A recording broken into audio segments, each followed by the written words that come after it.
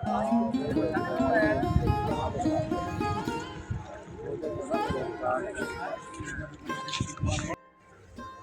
वालेकुम दोस्तों, की हाल है जी? ठीक हो, खुश हो, खरीत नाल हो जी? दोस्तों मैं तुहाडा भाई महर मुदस्सर ते अज मैं मौजूद हाँ ज़िला ननकाना ते ज़िला उकड़ा नूं मिलाण वाला जिहड़ा पत्तन है ना वो टुट गया है।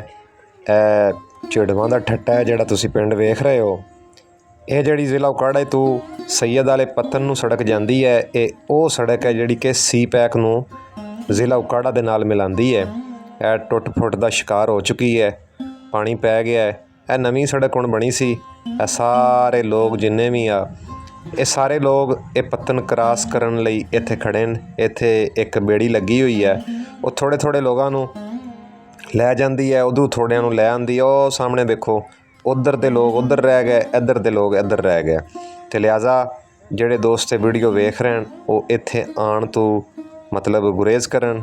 ਫਿਲਹਾਲ ਇੱਥੇ ਨਾ ਆਵਣ ਜਿੰਨੀ ਦੇਰ ਕੋਈ ਬੰਦੋਬਸਤ ਨਹੀਂ ਹੁੰਦਾ ਸੜਕ ਬਣਨ ਦਾ। ਬਿਲਕੁਲ ਤਬਾਹੀ ਫਿਰ ਗਈ ਹੈ ਜੀ ਇੱਥੇ ਤਾਂ।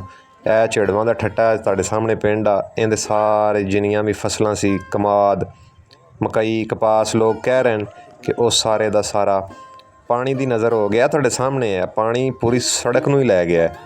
ਇਸ ਤੋਂ ਅੱਗੇ दरिया है, सैयद वाला पुल है। इस तो अगे तो दोस्तों तुसी सोचो, इस तो 4 किलोमीटर अगे दरिया रावी का पुल है सैयद वाले वाला।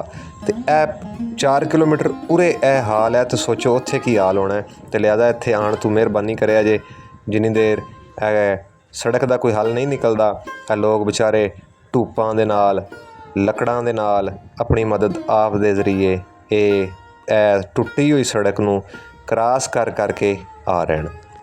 है तुहाडे सामने एक भाई आ, ये ट्यूब के उत्ते चढ़ के आया है।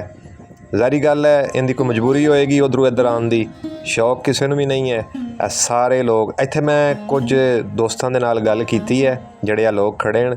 ये कुछ लोग जिहड़े ना इस सैयद वाले क्रॉस करके इंटरचेंज है उत्थे काम करते हैं। ये बेचारे उत्थे जाण वास्ते खड़े हुए हैं। है तुहाडे सामने जे सारी सड़क है बह गई है। मेरे वेखद्यां सड़क तकरीबन 8 तो 10 फुट ये पानी आदे नाल लै गया है। तुहाडे सामने इहदी स्पीड चैक कर लो किन्नी है। बहरहाल मैं तुहानूं यही कहांगा कि फिलहाल इत्थे आण तों परहेज़ करो। इत्थे असी काफ़ी ज़्यादा फोर्सां भी वेखियां न, पैरा दे जवान खड़े न, रैक्सियो दे जवान खड़े न, पुलिस खड़ी है तो माशाअल्लाह ये कंट्रोल कर रहे हैं। तो दोस्तों मैं उम्मीद करना तुहानूं मेरी वीडियो अच्छी लगी होएगी। हुण अपने भाई महर मुदस्सर नूं इजाज़त दिओ। दुआवां च याद रखिया जे इंशाअल्लाह बड़ी जल्दी एक नवीं वीडियो लैके आवांगा। उन्नी देर लई जी अल्लाह हाफिज़।